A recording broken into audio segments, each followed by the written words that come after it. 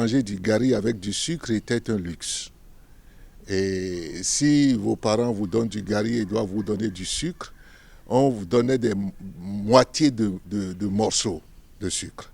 Alors, il vous suffit dans la journée de manger quelques graines de cicerée.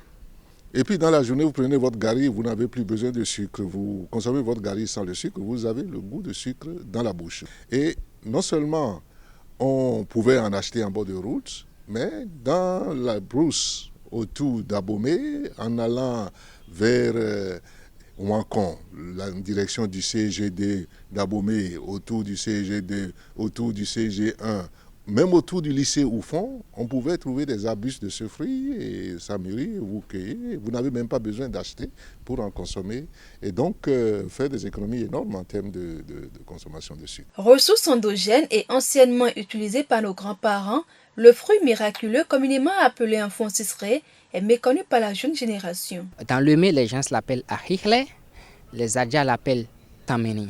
C'est quoi le ciceré en réalité? Le ciceré, c'est un petit fruit rouge produit par un arbre appelé le ciceretin. Bon, le nom scientifique de l'arbre, c'est Syncepalum dulcificum. C'est une espèce de la famille des sapotacées. Donc le fruit, au départ, est vert, mais ça devient rouge quand c'est mûr. Souvent disponible dans la zone agroécologique guinéenne, on retrouve ce fruitier au sud du Bénin jusqu'à la hauteur de l'arrondissement de Dan. D'une saveur acidulée au départ, le fruit miraculeux donne par la suite le goût sucré à tout ce que l'on ingurgite après sa consommation. Au Bénin, le fruit peut être retrouvé jusqu'à hauteur de Boycon en quittant Cotonou, Calavi ici. Je vais parler des zones de d'Alada, de Zé, de Tofor, d'Agbanzoum, de Tangbo, de Pobé, de Sakété. L'espèce, nous ne l'avons encore jamais rencontrée au-delà de la zone de Boycon. Donc, nous supposons que c'est une espèce qui est naturellement distribuée dans la zone kenyenne de notre pays.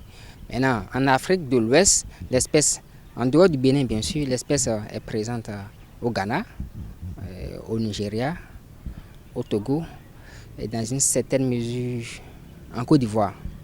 Dans l'Afrique centrale, on peut retrouver l'espèce au Congo et dans une certaine mesure au Cameroun aussi. Historiquement parlant, l'espèce est connue être originaire d'Afrique de l'Ouest. Mais d'où précisément, nous ne savons pas. Mais les spéculations indiquent qu'elle serait probablement originaire du Ghana, quand bien même depuis les années 1957, l'espèce était déjà utilisée par les colons à Ouida. Très riche en vitamines, ce fruit ainsi que la plante regorge beaucoup de vertus. Les études ont déjà prouvé que ce fruit est très riche en calcium et en vitamine C. Aussi, c'est un édulcorant, c'est-à-dire quoi?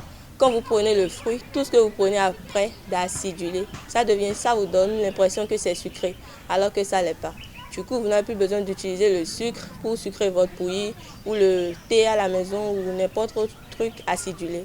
Vous pourrez directement consommer le fruit avant de prendre le repas que vous désirez. La plante tout entière, on peut déjà utiliser les feuilles pour guérir les maux de ventre atroces, la tige pour guérir les maux de dents aussi et les racines pour lutter contre la prostate. Par la consommation du fruit, ça peut vous permettre d'éviter ou de limiter la consommation du sucre. Et ceci déjà vous épargne du diabète qui est souvent causé par le taux excessif de sucre dans le sang. C'est une plante qui apporte la chance. Quand je prends la feuille déjà assez, le fait de préparer cette feuille en tisane constitue une méthode de traitement curatif du diabète. Cette feuille, là toujours, on utilise pour traiter l'énurésis. C'est quoi l'énurésis? L'énurésis, c'est le fait que les grandes personnes continuent de pisser au lit. Avec ça, vous assemblez ça avec un certain nombre de plants et ça passe. Quand vous prenez l'écorce, naturellement, on ne peut pas utiliser l'écorce ici, mais au niveau des sujets un peu plus âgés, avec l'écorce, vous pouvez gérer les maux de ventre. En dehors de ses vertus, le Syncepalum dulcificum a aussi une grande importance économique. Quand je prends la feuille et l'écorce, tous ces organes renferment des substances phytochimiques qui sont d'une haute utilité dans l'industrie pharmaceutique. Donc la feuille est utilisée en pharmaceutique, l'écorce aussi est utilisée en pharmaceutique, la racine aussi est utilisée en pharmaceutique. Quand je prends la peau qui est de couleur rouge, la peau du fruit, c'est utilisé dans l'industrie alimentaire. C'est utilisé comme colorant.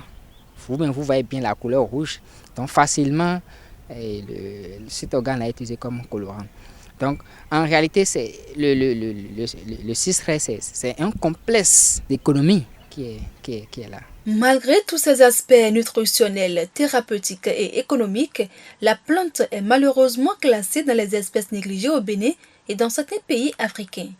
Toutefois, elle fait de plus en plus objet de recherche au laboratoire Géobaos de la Faculté des sciences agronomiques de l'Université d'Abomey-Calavi. Au niveau du laboratoire GBIOS, nous faisons essentiellement la promotion des cultures négligées, des cultures qui sont orphelines, sur lesquelles il y a peu de recherche, sur lesquelles il y a peu de financement, sur lesquelles il n'y a pas toujours un intérêt direct des gouvernants.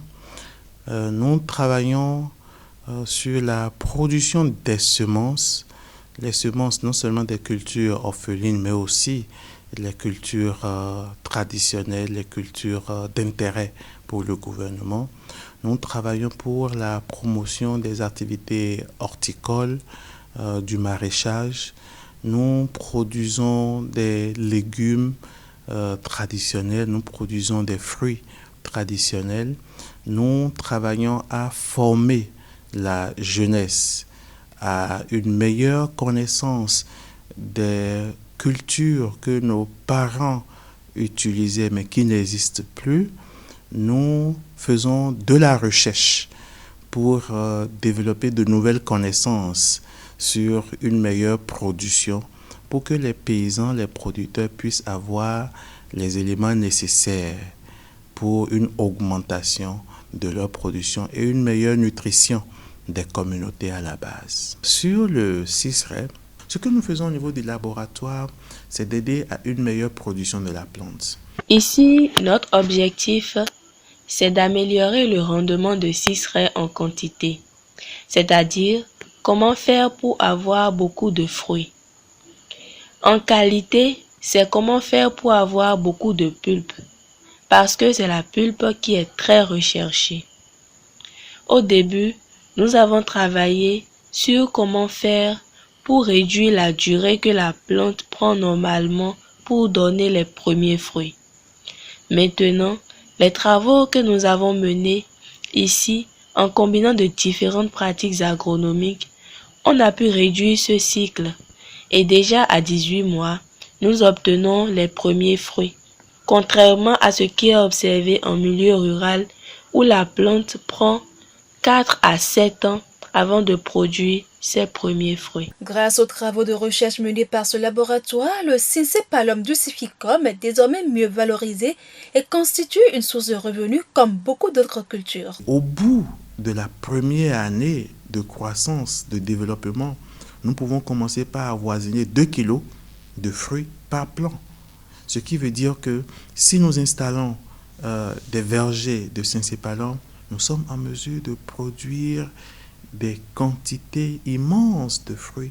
Nous sommes en mesure de produire de la poudre, des comprimés à partir de cette plante et de permettre aux millions de diabétiques que nous sommes dans le monde de pouvoir avoir une ressource alternative qui va nous permettre d'éviter le sucre classique et d'avoir un aliment beaucoup plus sain, plus correct et de garder notre santé beaucoup plus en performance pour d'autres choses. Dans le même registre, toute personne intéressée peut se procurer des plantules de ciseré ou d'autres espèces au niveau de Gébaos. Pour le moment, nous ne sommes pas encore très bien connus, mais les premiers bénéficiaires des semences de Gébaos, c'est les producteurs maraîchers surtout les producteurs maraîchers, parce que les premières semences que nous développons, c'est des semences de